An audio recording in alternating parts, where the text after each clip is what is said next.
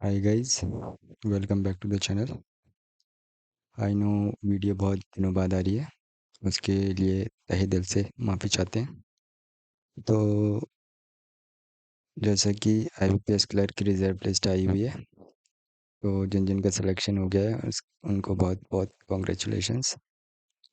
और जिनको Indian bank मिला है उनको वेलकम टू इंडियन बैंक।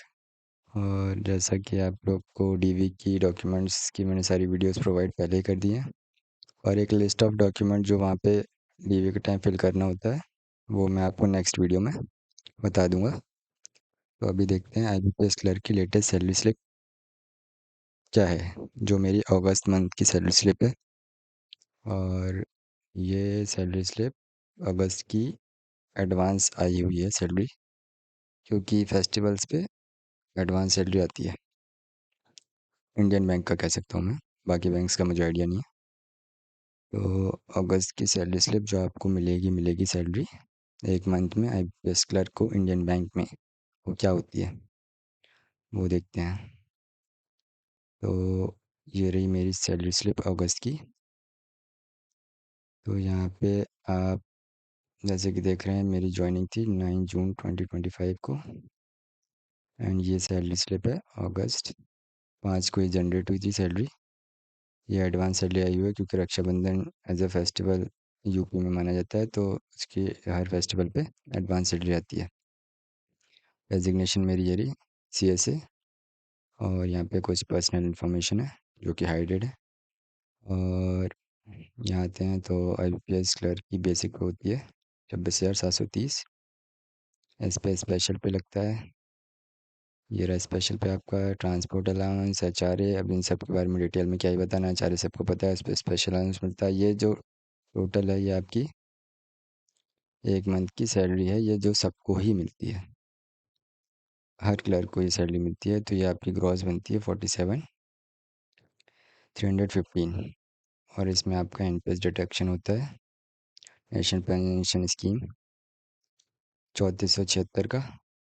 और ये डेथ रिलीफ में कुछ पैसे जाता है 160। और टैक्स आपका लगता नहीं है।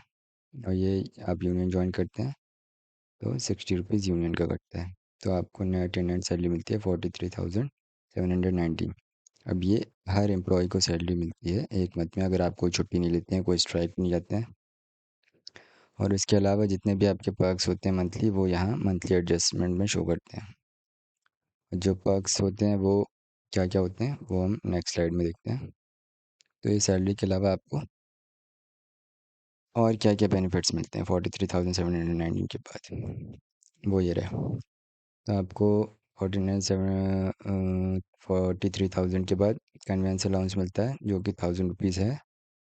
और अब अगस्त से जो बढ़ के हो जा रहे वाला है 1,400 रुपीज़। और न्यूज़पेपर अलाउंस मिलता है 175 रुपीज़, एंड कैंटीन अलाउंस मिलता है 360 रुपीज़। तो आपको इन हैंड टोटल मोटा मोटा आपकी मंथली 4,500 प्लस आपके अकाउंट में क्रेडिट होते हैं बैंक की साइड से। ये हर क्लर्क को मिलता है ये अमाउंट। इसके अलावा अगर आप कैशियर हैं, अगर आप कैश काउंटर पे बैठते हैं, तो आपको अप्रॉक्सीमेट 1,500 का एक्स्ट्रा अलाउंस मिलता है, जो कि यहाँ आपका शो करेगा मंथली प्रीवियस एडजस्टमेंट में। तो 1,500 आप एक्स्ट्रा पा सकते हैं, लेकिन कैश है तो रिस्क है, कैश पे रिस्क भी होता है। मैं तो कैश पे बैठता हूँ। तो ये आपका मंथली ये मिलेगा आपको। इस सैलरी स्लिप में इसलिए क्रेडिट नहीं हुआ है क्योंकि अगली सैलरी स्लिप में क्रेडिट होता है ये। और इसके बाद आप ये लास्ट पॉइंट तो मैं आपको ज़्यादा डिटेल में नहीं बता पाऊँगा। रेमिटेंस मतलब आपको बैंक से कैश लेने के लिए जाना होता है, तो आपको पर रेमिटेंस 500 रुपीज़ मिलता है। ये आप जब बैंक में आ जाएंगे तो आपको डिटेल में पता चलेगा। आउट ऑफ सिटी जाते हैं जब आप बैंक टू बैंक कैश लेने के लिए, तब आपको मिलता है। तो यही कुछ है। आप ओवरऑल मिला के 45 प्लस 45 to 47 आप बैंक से ले सकते हैं मंथली। और एक ठीक ठाक ही सैलरी है, कम ही लगती है मुझे तो, जिस हिसाब से काम है बैंक में। क्लर्क का तो मुझे लगता है कभी कभी पीओ से ज़्यादा ही काम है। और यही है सैलरी स्लिप। इसके अलावा जो भी अभी न्यूली रिक्रूटेड आए हुए हैं इंडियन बैंक में, उनको डीवी की लिस्ट में नेक्स्ट वीडियो में दे दूंगा, या फिर आप कमेंट कर दें तो मैं आपको कमेंट में बता दूंगा क्या क्या डॉक्यूमेंट्स चाहिए।